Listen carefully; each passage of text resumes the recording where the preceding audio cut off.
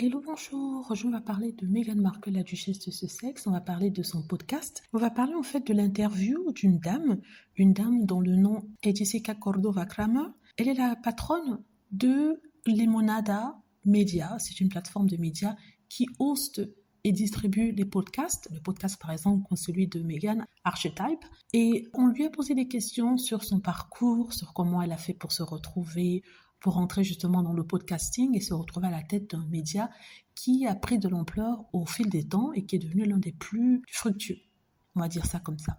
Donc, je rappelle que Meghan Markle a laissé Spotify, tous les deux dans commun accord, pour signer avec Lemonada qui lui offrait une plus grande liberté, n'est-ce pas, créativement, au niveau aussi du marketing.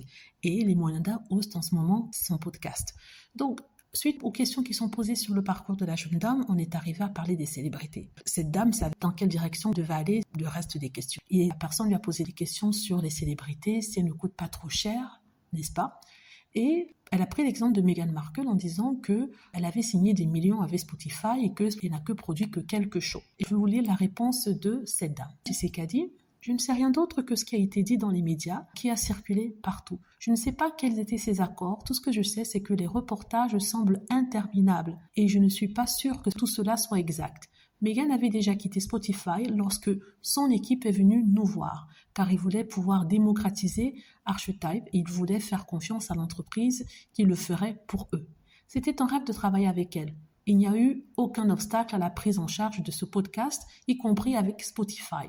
Spotify était incroyable. L'équipe de Meghan était incroyable et nous avons rendu Archetype disponible sur toutes les plateformes. Et il a grimpé en flèche dans le classement de manière organique et c'était vraiment cool de voir les gens pouvoir entendre ce que je pense être beaucoup de travail acharné qui était consacré à cette saison. Des invités vraiment cool et des sujets vraiment intéressants.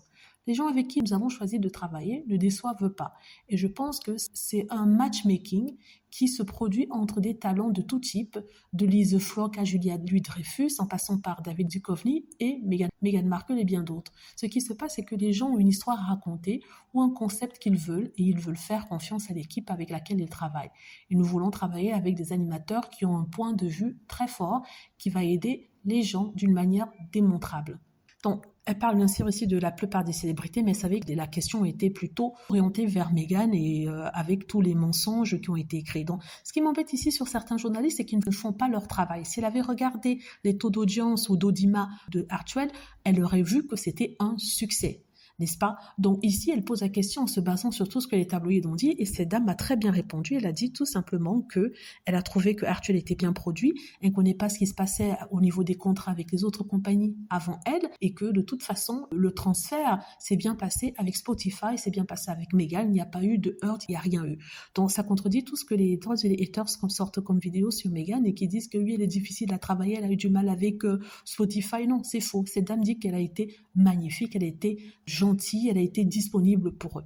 Et en plus de ça, elle dit que Meghan Markle a une voix et qu'elle souhaite juste se mettre au devant ou à l'écoute des personnes qui seraient intéressées. Voilà, je voulais partager ça avec vous ici pour montrer cette personne qui connaît Meghan, qui a travaillé avec elle, et non ces personnes anti-Meghan ou les Daily Mail qui sortent des articles négatifs et ils n'ont même pas l'expérience d'avoir travaillé avec Meghan et son équipe. Voilà, dites-moi ce que vous en pensez. J'espère que vous avez aimé la vidéo. N'hésitez pas à cliquer sur like si c'est le cas, à vous abonner pour plus de vidéos et à cliquer sur la petite cloche afin d'être averti lorsque je poste une nouvelle vidéo. Merci.